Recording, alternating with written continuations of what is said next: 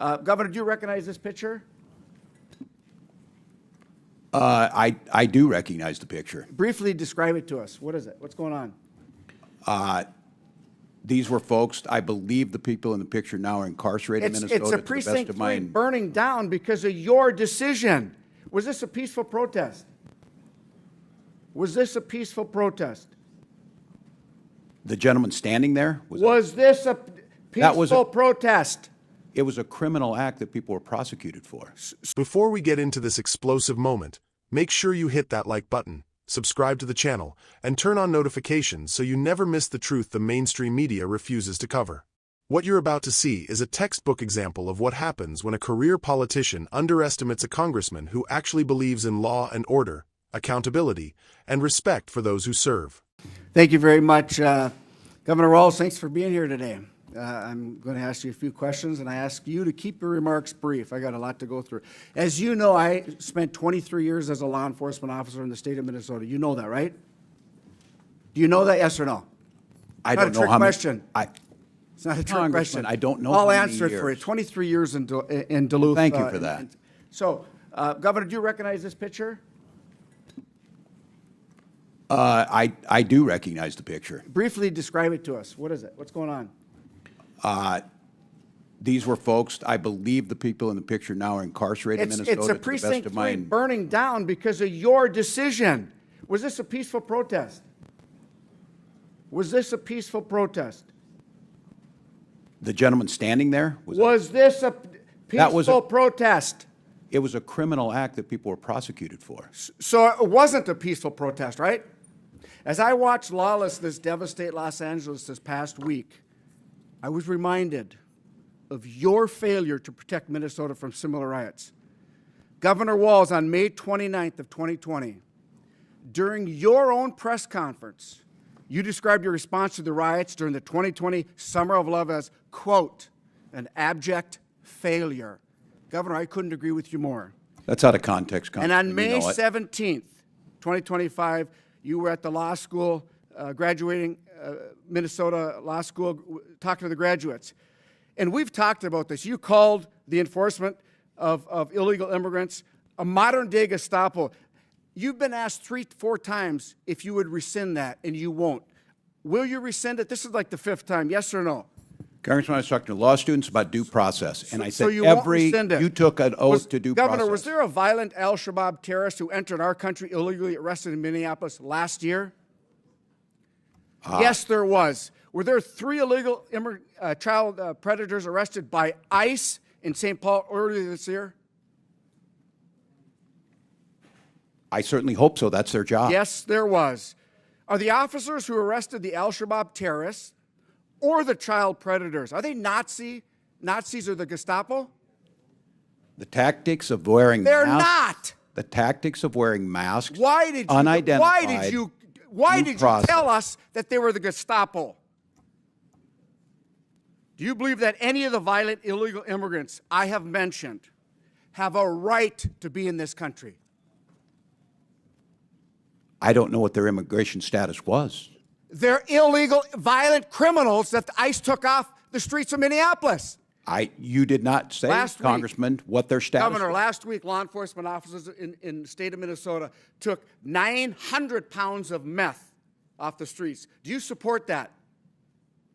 We certainly do. Do you know that ICE assisted in that those arrests and investigations? Do you support the assistance of ICE in that enforcement action? Yes or no? I can't speak to that because we were not included in the briefing. You don't know if ICE was part of it? I'm telling you they were. I don't have that data. I would have to trust you. Will you apologize to our constituents and law enforcement officers for making them and their families less safe with your incendiary actions?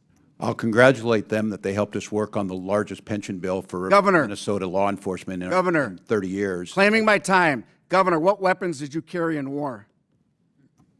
Congressman, for 24 years, I carried... No. What weapons did you carry in war? What did you carry in uniform? I tell you what, Governor, you're barking down the wrong tree, okay? You know I misspoke. You lied to the Minnesotans. You said that you carried weapons in war. That is stolen valor. You know what? My wife served 24 years in the military. A little bit of respect for the witness. She's an Iraq war veteran. You know what I mean? She was over in the war zone. That's stolen valor, and I'm so disgusted with you. And so are the people that you served with. Point of order. Halt just a minute. Stolen valor.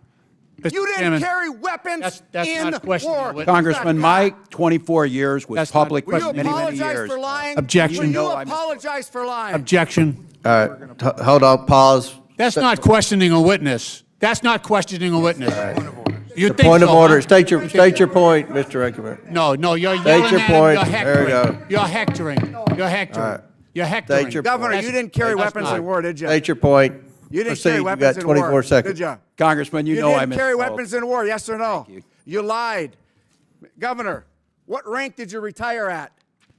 What rank did you retire at? Congressman, I served my battalion as the command sergeant major. That's not the question I asked. What rank did you retire at? I retired as a master sergeant in EA. Okay, here's your coin that says you're retired at a command sergeant major. That's your challenge coin. It says I wore the rank. That's right. You didn't retire, did you?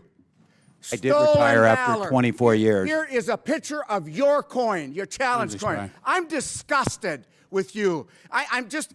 Mr. Governor, Chairman, the time is expired. Congressman, You called half Trump supporters Nazis and fascists, and you know what? That's why the Minnesota Police and Peace Association did not support you in the last election, because you're missing the action. On behalf of the folks from the land of rocks and cows, thank you. Now you go back. Tim Walz thought he could walk into Congress, deflect, dodge, and lecture. Instead, he ran headfirst into Pete Stauber, and it did not go the way Walz planned. Watching this hearing, the first thing that stands out is how unprepared and evasive Tim Walz is when confronted with his own words and record. Pete Stauber doesn't waste time.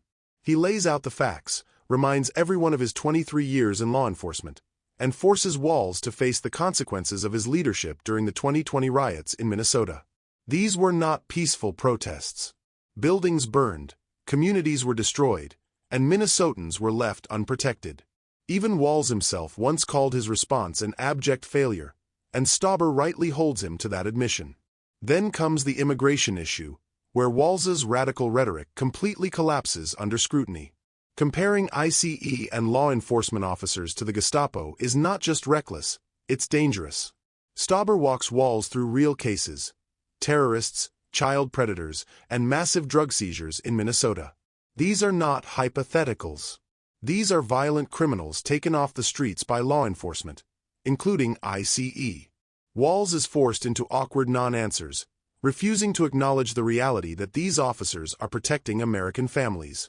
But the moment that truly exposes Walz is when the discussion turns to military service. Stauber presses him on claims about carrying weapons in war, and suddenly the narrative unravels. This isn't about disrespecting service members. It's about truth.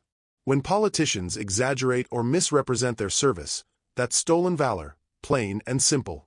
Stauber, whose own family has served in real war zones, calls it out directly, and you can see Walz has nowhere left to hide.